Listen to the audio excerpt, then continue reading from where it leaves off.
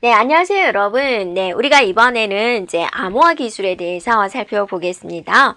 자, 어떤 암호화 기술이 있을까라는 건데요. 우리는 왜 암호화 기술을 해야 될까요? 그래서 이제 정보 보안의 기술은 뭐다라고 이제 이야기를 이제 했냐면, 깨진 유리창, 네, 이론이다라고 이제 이야기를 합니다. 이거는 뭐냐면 유리창이 있는데 여기 살짝 금이 갔어요. 근데 이거를 잘 치료하지 않으면 어떠세요? 이게 다 갈라져서 결론에는 이 통째로 갈아야 되는 그런 개념이다라는 겁니다. 그래서 사소한 보안 문제 하나가 사회적인, 국가적인 문제로 확장될 수 있다는 점이다라는 겁니다. 그럼 이제 우리가 이제 암호화 기술을 한번 살펴볼 건데, 암호화 기술은 이제 어떤 기법이냐라는 거냐면, 예를 들어서 나는 당신을 사랑합니다 라고 문자를 보냈어요. 근데 이 문자를 이제 누군가 보면 어때요? 다 알아버리죠. 그래서 진짜 뭐 얘는 얘를 좋아한대, 뭐 그런 식으로 나올 수 있으니까 암호화를 거는 거죠. 그 친구한테 내가 더하기 1을 하나씩 해서 보낼게. J, M, P, W, E, F, Z, P, 이런 식으로 보내는 거죠. 그럼 제3자가 이 문장을 봤을 때 어때요? 이게 무슨 말이지? 라고 모르겠죠. 그럼 이제 이 사람 어때요? 빼기 1을 해서 또 보는 거죠. 이런 방식이 돼요. 예를 들어서 여러분 1010이라는 데이터를 보내는데, 자, 여기다가 내가 어떤 데이터를 보내냐면, 자, 이런 식으로 해가지고 베타적 오화를 해서 암호화를 시켜볼게요. 이렇게. 암호화를 시키면 이제 이 데이터를, 베타적 오화는 어때요? 서로 다르면 1이죠. 1, 0, 1, 1, 1, 0, 1, 1 이런 식으로 보내는 거죠. 이렇게. 그러니까 이 문장을 봤을 때는 이거를 이제 해독을 해봐도 다른 사람이 봤을 때 이 문장은 이게 뭐지? 그럴 수 있다라는 거죠. 받는 사람의 입장에서는 또 받은 사람이 이걸로 다시 베타적 오화를 해보는 거예요. 서로 다르면 1이라고 그랬죠? 1, 0, 1, 0, 1, 0, 1, 0. 어때요? 원래 있는 데이터로 뭐가 됐어요? 해독이 됐다라는 거죠. 이런 개념이 이제 암호화 기술이에요. 그래서 A라는 사람과 B라는 사람이 이제 서로 대화를 할 건데, 서로 내용을 주고받을 건데, 제3자가 봤을 때는 이게, 그 기술을 모르면, 어떻게 암호화했는지 모르면, 이게 이제 무슨 말인지 모르겠죠. 그러니까 우리가 이제 군사적으로도 쓰죠. A가, 자, 저기다가 미사일 발사를 해라 라고 이제 일단 명령문을 보내는 건데, 여기에 이제 해커가 그 문장을 그대로 받아들이면 어때요?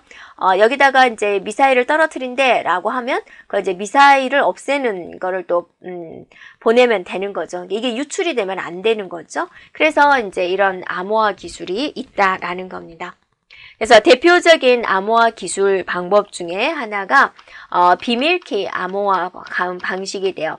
비밀키 암호화 방식인데, 여러분 비밀키 암호화 방식, 여기 나오는 암호화 기술은 중요합니다. 특히나 정보 보안, 지금은 이제 정보화 시대죠. 가장 중요한 게 이제 보안이잖아요. 그래서 자, 보안 기법에 대해서 이제 묻는 문제가 있습니다. 자, 비밀키 암호화 방식은 이제 우리가 대표적인 알고리즘에 뭐가 있냐면 DES 이제 알고리즘이 있습니다. 어떤 방식이냐 잘 보세요. A하고 B가 이제 서로 통신을 하기로 해요. 그럼 A가 이제 암호 방법을 알려줘야 되겠죠. 그래서 우리 어떤 식으로 암호화를 하자라고 이제 키를 설정을 합니다. 이렇게. 그래서 B한테 이제 알려줘야죠. 그래서 키 값을 전송을 합니다. 이런 식으로 암호화를 해라 라고 알려주는 거죠. 그럼 B가 알았어 해가지고 자기가 보내고자 하는 문장을 키값을 써서 암호문을 작성을 합니다. 그래가지고 이제 A한테 전달을 하겠죠. 자, B가 작성한 암호문을 전달을 하는 거죠. 그럼 이제 A가 받았어요. 이걸 뭐를 하죠? 해독을 하죠. 해독을 할 때 앞에서 설정한 키값으로 해독을 한다라는 거죠. 자, 그러면 여기서 우리가 살펴볼 거는 암호화했을 때의 키와 해석해 보는 거죠. 해독화했을 때의 키가 어때요? 같아요. 네, 그래서 얘를 다른 말로 뭐라고도 말을 하느냐? 대칭키다라고 그래요. 자, 이 키는 남들한테 보여주면 제3자들한테 동네 사람들한테 다 알려주면 될까요? 안 될까요? 안 돼요. 쉬, 비밀을 유지해야 돼요. 그래서 비밀키다라고도 이야기를 해요. 그래서 비밀키다, DS 기법이다, 대칭키다. 다 같은 말이고요. 그래서 이걸 관리하기가 힘들어요. C라는 사람과 또 암호화를 한다. 그럼 또 키 설정해야 되죠. 그래서 A가 키를 알고 있고 B가 키를 알고 있기 때문에 두 군데를 잘 관리를 해야 되는 거죠. 그래서 키 관리에 있어서 이제 어려움은 있어요. 언뜻 보면 아무 문제가 없는 것 같지만 이런 문제가 발생될 수 있어요. 암호화하는 방법이 키였죠. 여기에 해킹이 일어났어요. 키 값을 알아버리는 거죠. 암호문을 전달을 하는데 여기서 해킹이 일어났어요. 그럼 해킹은 키 값 알았죠? 암호문 알았죠? 어때요? 다 알아버리죠. 그래서 이제 문제가 생긴 거다라는 겁니다. 그래서 이제 또 인간들이 어떠세요? 또 열심히 연구를 하겠죠. 그래서 무슨 방식을 만들었느냐? 공개키 암호화 기법을 만들었어요. 이것은 대표적인 알고리즘이 이제 RSA 알고리즘이다라고 하는데 이거는 어떤 방식일까? 우리가 한번 살펴보면 A와 B가 서로 통신을 합니다. 그러면 아까와 똑같이 우리 이렇게 암호하자라고 키값을 설정을 하는 거죠. 암호하는 방법을 이제 설정을 한다라는 겁니다. 네. 됐죠? 그러면 이제 키값 설정했어요. 똑같이 B한테 보냅니다. 자, 이렇게 암호화해서 보내라 라고 하고 키를 이제 전송을 하는 거죠. 그러면 B는 어때요? 열심히 암호문을 작성을 하게 되죠. 그래서 그 암호문을 어때요? A한테 이제 전달을 하게 되겠죠. 됐나요? 자, 이제 받았어요. 여기서 뭘 해줘야죠? 해독을 해야죠. 근데 이 해독할 때는 A한테, B한테 넘겨줬던 키가 아니라 자기만 가지고 있는 키를 이용해서 해독하는 거예요. 그래서 얘는 아무한테도 안 넘겨주고 장롱 속에 보관해서는 꼭꼭 숨겨둬요. 비밀키죠. 얘는 공개해버려요. 나한테 문장을 보낼 때는 이런 방식으로 공개해라. 사이트 접속하면은 이런 방식으로 암호화를 해라 라고 알려줘 버리는 거죠. 그러면 여기서 살펴보면 암호화할 때는 이런 방식으로 해라. 해독할 때는 이런 방식으로 해라. 이때의 방법과 이때의 방법이 어때요? 달라요. 그래서 얘를 뭐라고도 말을 하냐면 비대칭키다라고 이야기를 해요. 키 1을 세상에 공개해버린다라는 거죠. 그래서 공개키 방식이다라고 그래요. 여러분 기억할 것은 암호화시키는 건 어쩐다? 공개를 한다. 해독하는 것은 언다? 비밀이다. 라는 거죠. 네. 자, 볼까요? 여기서 해킹이 일어났어요. 키 값을 알아요? 자, 여기서 해킹이 일어났어요. 암호문을 알아요? 네. 그래도 상관없는 거죠. 왜냐면 해독하는 방법은 다르니까. 네, 되겠죠. 이것의 이런 알고리즘의 대표적인 게 RSA 알고리즘이다 라는 겁니다.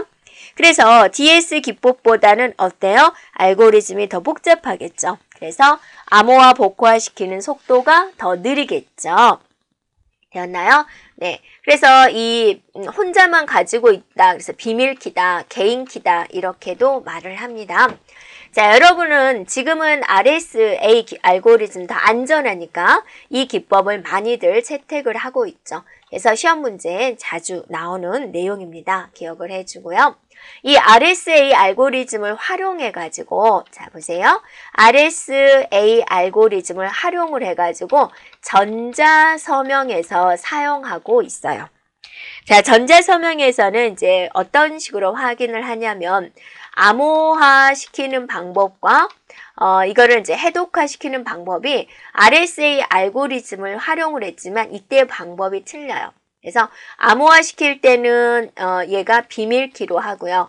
해독할 때는 이 사람이 진짜 여기 서명한 게 맞느냐 볼 때는 여러 사람 앞에서 하는 공개키 방식을 채택을 하고 있어요. 네, 그래서 기억을 해주면 되고요. 전자서명이다 라는 것은 우리가 인감도장이다 라고 생각해 주면 되세요. 됐죠? 자, 예를 들어서 이 전자서명의 특성으로서는 다른 사람이 그거를 뭐 카피해서 쓰면 안 되겠죠. 위조할 수 없게 하겠다. 또 서명자에 대한 인증, 또 부인 방지, 나는 그런 도장 찍은 적 없어요 라고 부인 방지하는 기능. 네. 그 다음에 변경할 수 없도록 하는 거, 변경 방지, 다시 사용할 수 없도록 하는 거, 재사용 불가. 자, 이런 것들이 있다라는 거죠. 이렇게요. 자, 예를 들어서 이런 거죠. A가 상품을 100만 원에 구입하겠다라는 걸 이제 B한테 메일을 보낸 거죠. 이렇게요. 네. 네. 근데 이제 B한테 메일을 보낸 다음에 다시 마음이 바뀌었어요. 네, 그래서 나는 그런 메일을 쓰지 않았다라고 거짓말을 하는 거죠. 네, 그래서 이렇게 자신이 통신했던 사실을 아니라고 하는 거, 아니에요. 고개를 절레절레 흔드는 거, 그거를 이제 부인한다라는 거죠. 이런 것들을 이제 방지하기 위한 기술이 전자서명이 된다라는 거죠. 그래서 A는 디지털 서명을 해서 B한테 보내는 거죠. 네, 그러면 B는 그 디지털 서명을 검증을 하게 됩니다. 이러면 이제 부인 방지를 우리가 방지할 수 있다. 부인을 방지할 수 있다라는 거죠. 자, 그 다음에 이제 우리가 이제 어떤 기법이 있냐면 스테가노그래피라는 이제 기법이 있는데요. 전달하려는 정보를 암호화해가지고 이제 내용을 숨기는 기술의 일종이 됩니다. 파일 안에 파일을 숨기는 방식이다. 근데 암호화된 방식을 모르면 알아채기 힘들다라는 거고요. 하지만 다량의 데이터를 숨기기는 이제 부족한 단점은 있습니다. 그래서 이제 신문 광고를 내는 거죠. 네. 자, 서로 믿을 수 있는 친구를 만나는 일은 즐겁습니다. 울적한 날에도 기분을 좋게 합니다. 역시 좋은 친구는 삶의 활력소입니다. 열심히 사는 사람들도 시간이 없다는 핑계로 친구를 멀리하기도 하지만 반드시 소중하게 생각해야 하는 건 친구입니다. 일반적으로 알고 있는 우리가 좋은 시구나, 좋은 내용이구나 그렇게 이제 넘어가는데 여기는 서울역 10시 반에 만나자 라는 내용이 숨겨져 있다라는 거죠. 자, 이런 기능을 이제 이용을 한다라는 겁니다. 이렇게요. 네. 또 디지털 이런 것들은 우리는 또 디지털 워터마킹이다라고도 이제 이야기를 합니다. 자, 네트워크에 대한 보안 기술에 대해서 이제 살펴보겠습니다. 보안 기술도 역시나 중요한 부분입니다. 자, 외부의 공격으로부터 이제 내부 시스템을 보호하는 기술에는 뭐가 있을까? 대표적으로 뭐가 있냐면 방화벽이에요. 여러분 사는 집이 있는데 여기에 이제 울타리를 치죠. 이렇게. 왜 울타리를 치나요? 외부인들을 막기 위한 거죠. 방화벽도 이거는 이제 외부의 네트워크입니다. 여러분 네트워크 자체가 우리가 좀 눈에 보이지 않지만 네트워크도 이렇게 벽을 하나 딱 쳐놓는 거죠. 그래서 외부인들이 여기 안에 들어올 때는 반드시 허락을 받아서 이상한 사이트들은 이제 못 들어오게 막는 거죠. 그래서 방화벽이다라는 것은 외부인들을 막는 거예요. 그래서 외부의 불법적인 접근을 막는다. 불법적인 접근을 막는 기법을 우리는 방화벽이다라는 겁니다. 네, 됐죠? 그럼 내부인들이 주고받고 하는 것은요, 아무 해결을 못해요. 외부인들만 검사를 하는 거예요. 이게 통과할 때. 그래서 이 방화벽의 구축 형태가 이제 어떤 식으로 구축을 하느냐 그것에 따라서 이제 몇 가지가 나눠지는데 스크리닝 라우터가 있습니다. 스크리닝 라우터. 그 다음에 또 뭐가 있냐면 베스천 호스트가 있습니다. 네, 그 다음에 또 뭐가 있냐면 이제 프록시 서버가 있습니다. 네, 그 다음에 이제 됐죠. 네, 이런 식으로 있는데 차이점을 한번 느껴볼까요? 스크리닝 라우터다라는 것은 이제 뭐냐면 감시하는 기능이죠. 네트워크에서 사용되는 이제 프로토콜의 내용을 분석해 가지고 자, 내부로 이동하고 외부로 이동하는 패킷을 자, 허가하겠습니다. 지나가세요. 자, 넌 들어오면 안 돼. 라고 이제 거절하는 그런 감시 기능을 이제 수행을 하게 됩니다. 자, 그런데 이제 패킷 내부에 있는 것들, 내부에 있는 것, 자체에 대한 공격 차단은 불가능하다라는 겁니다. 그러니까 이렇게 네트워크가 있는데 이 통로를 지나가는 거, 외부로 지나갑니다.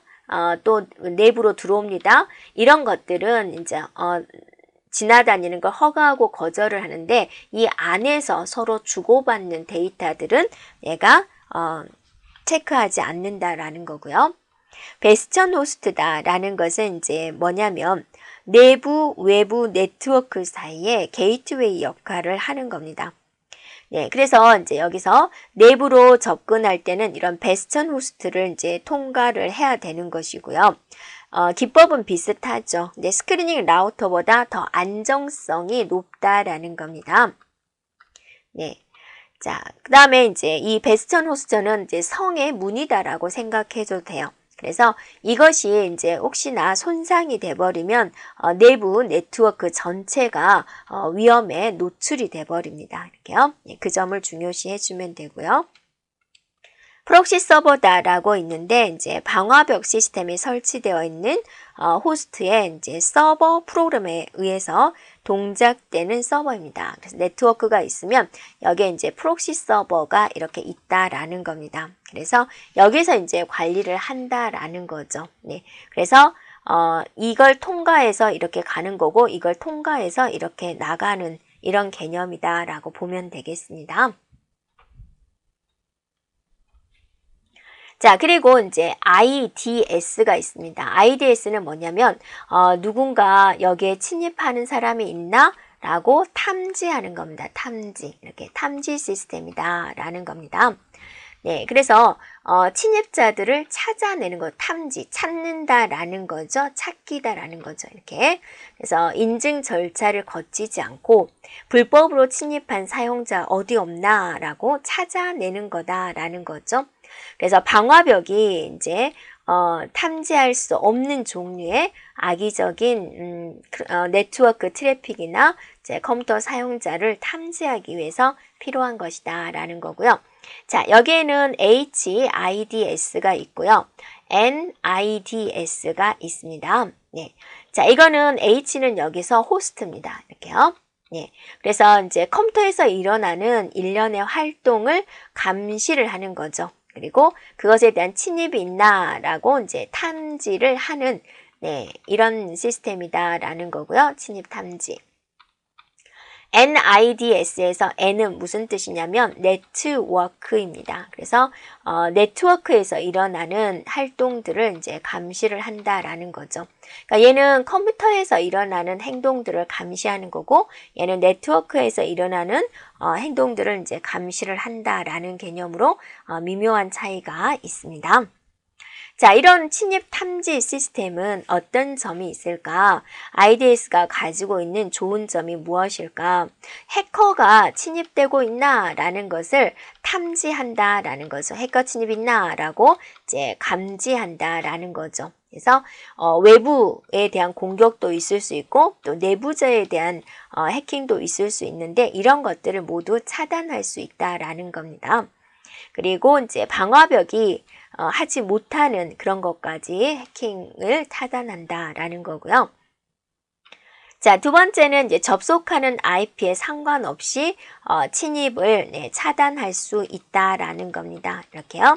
그래서 기존의 방화벽은 인증된 IP 공격은 막지 못했는데, 그래서 이제 해커들이 인증된 IP로 이제 고쳐가지고 속여가지고 공격을 했었는데 IDS는 이제 IP에 상관없이 모든 패킷, 지나다니는 모든 패킷들을 이제 검사한다라는 개념입니다. 자, 그 다음에 이제 시스템에 침입을 하면 즉시 대응이 가능하다라는 겁니다. 그래서 해킹 사실이 발견이 되면 등록된 휴대전화, 무선호출기, 전자우편으로 즉시 전송할 수 있습니다. 그렇기 때문에 네트워크 관리자가 이제 부재 중에도 보안을 유지할 수 있다라는 거죠. 그리고 이제 탐지뿐만이 아니라 어떤 경로로 침투를 했는지 해커를 적발할 수가 있고, 자, 데이터도 안전한 곳으로 다시 전환시켜 놓는 등 적극적인 보안 기능을 갖출 수 있다라는 겁니다. 자, 그 다음에 이제 우리가 메일을 사용하는데 메일에 사용되는 이제 보안 프로토콜이 있습니다. 자, 일단은 종류를 기억을 하세요. 네, PGP, 네, PEM, SMIME. 자, 일단 종류 꼭 기억을 합니다. 간단하게는 이제 종류만 기억을 해주면 되겠습니다. 자, 세부적으로 어떤 내용일까? PGP는 뭐냐면 전자우편을 다른 사람이 받아볼 수 없도록 암호화를 시켜버리는 거다라는 거죠. 받은 전자우편을 다시 해석해주는 그런 프로그램을 말을 합니다. 그래서 암호화 시켜서 보내고 받으면 다시 해석시켜준다라는 거죠.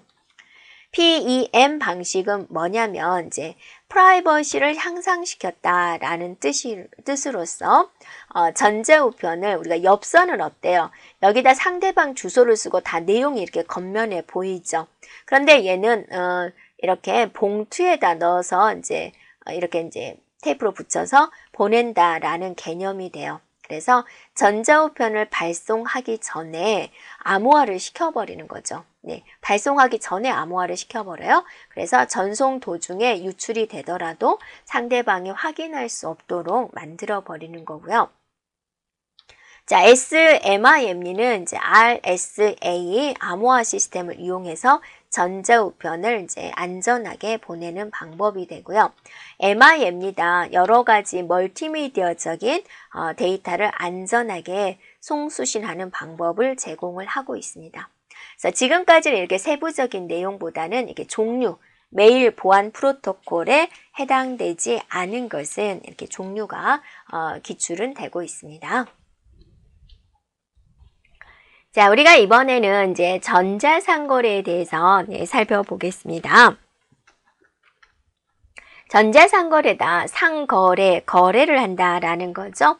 뭐를 통해서? 온라인 네트워크를 통해서 물건을, 서비스를 사고 파는 모든 형태의 거래를 우리는 전자상거래다라고 합니다. 네. 자, 여기서는 우리가 공부하는 방법은 이제 용어를 살펴보면 되겠습니다. 새로운 용어가 나오는데 그게 무슨 용어일까 한번 살펴보면 되고요. 그러면 전자상거래를 하는 유형에는 어떤 형태가 있냐면 B2B가 있고, B2C가 있고, C2C가 있고, G2B가 있습니다. 여기서 B는 뭐를 의미할까요? B는 기업이에요. 기업. C는 누구를 의미할까요? 소비자예요. 일반 소비자. 그 다음에 G는 누구일까요? 정부 기관을 의미를 해요. 그러니까 정부 기관, 기관. 그래서 B2B다라고 하면 기업과 기업 사이에 거래를 한다라는 거죠. 수주를 주고 구매를 주고 조달하고 납품하고 이런 거를 말을 하고요.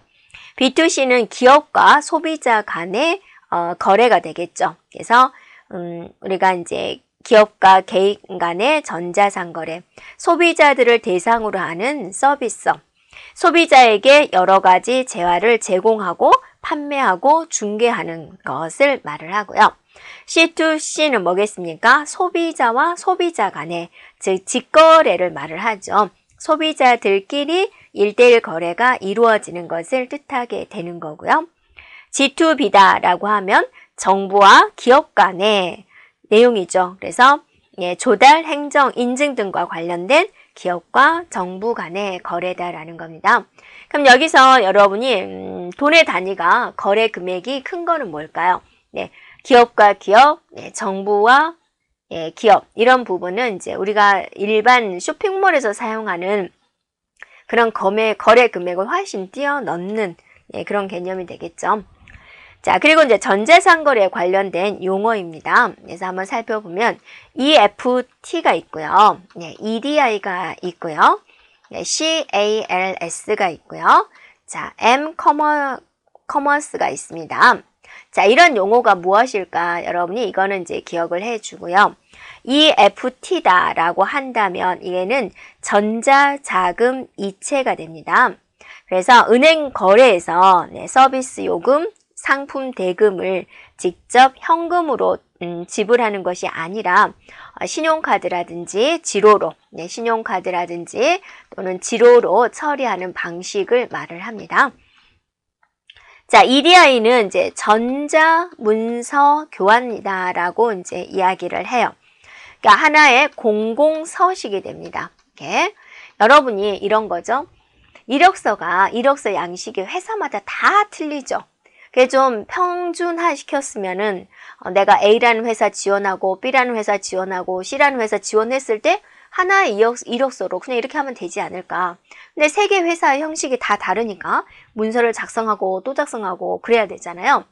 자, A에서 B한테 이제 어떤 거래 양식을 줍니다. 이렇게요.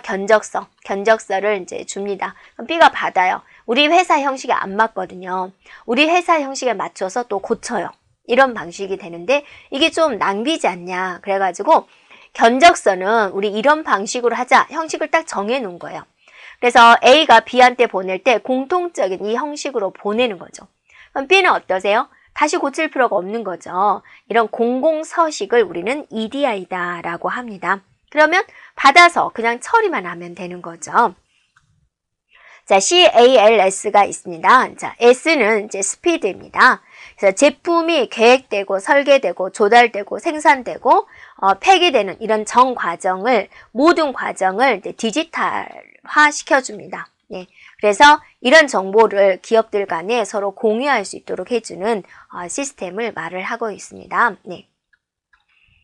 자, 그 다음에 M커머스다라고 있습니다. 이거는 이제 뭐냐면 스마트폰이라든지 개인정보 단말기라든지 이런 휴대용 무선기기를 이용해가지고 콘텐츠를 제공하는 것을 말을 합니다. 그래서 이런 콘텐츠도 제공하고 또 이제 쇼핑하는 거죠. 상거래 영역까지 이용할 수 있는 거죠. 그래서 여러 가지 비즈니스 서비스를 제공을 하는 것을 말을 하고 있습니다. 그리고 이제 이걸 이용할 때는 어떠세요? 예, 안전하게 지불을 해야 되겠죠. 그래서 안전한 지불 업무도 여기서 이제 해당되는 업무에 해당이 된다 그거죠. 그래서 즉시, 편의, 개인, 위치 인지성 이런 것의 이제 특징을 가지고 있습니다. 그래서 전자상거래가 발전된 순서다라고 한다면 이제 EFT 그러다가 자 EDI라는 이제 내용이 나왔고 그 다음에 CALS가 나왔고 자 EC가 바로 전자상거래가 되고요. 그 다음에 이제 M커머스 이런 식으로 발전이 되었습니다. 또 우리가 용어적으로 한번 살펴본다면 ERP라는 이제 요 새로운 용어가 있고요. SCM이라는 용어가 있고요. 또 CRM이다라는 이제 용어가 있습니다. ERP다라고 한다면 자, 전에는 인사에서 쓰는 프로그램 따로, 재무에서 쓰는 프로그램 따로, 생산에서 쓰는 프로그램 따로따로 이렇게 있었는데 그걸 하나의 프로그램으로 통합시켰어요. 네, 그래서 경영에서 쓰는 모든 프로그램을 하나로 통합시켜가지고 재구축을 한 거죠. 네, 그럼으로써 생산성을 극대화하려는 경영혁신 기법을 의미합니다. 우리 자격증 중에서도 ERP 자격증이라고 있습니다. 자, 그 다음에 이제 SCM이다. 그러면 이제 이걸 뭐라 그러냐면 공급 사슬 관리다라고 하는데요. 이거는 이제 뭐를 의미하냐면 기업에서 이제 원재료가 생산되고 유통되는 모든 공급망 단계를 최적화해가지고 수요자가 원하는 제품을 수요자가 원하는 시간, 원하는 장소에 제공을 하는 그런 거를 말을 하게 됩니다. 이렇게요. 네. 그래서 기업들 간의 IT를 이용해가지고 실시간 정보 공유를 하는 거죠. 네. 그리고 특히 뭐 시장이나 수요자들의 요구에 빠르게 대응할 수 있는 거다라는 겁니다. 자, 그 다음에 이제 CRM이다라고 있습니다. 네. 고객의 특성에 맞게 이제 개인별 고객 특성에 맞게 개인별 마케팅 활동을 하는 것을 이제 말을 합니다. 예를 들어서 이제 이런 거죠. 고객에 대해서 꾸준하게 분석을 한다라는 겁니다. 네, 그래서 고객에 대한 자원을 많이 가지고 있는 거죠. A라는 고객이 뭐 바지에 관심이 있다. 그럼 바지에 대한 정보만 이 사람한테 이제 보내주는 거죠. B라는 사람이 이제 과일에 관심이 있군요. 그럼 B한테는 과일에 관한 정보를 계속 보내주는 거죠.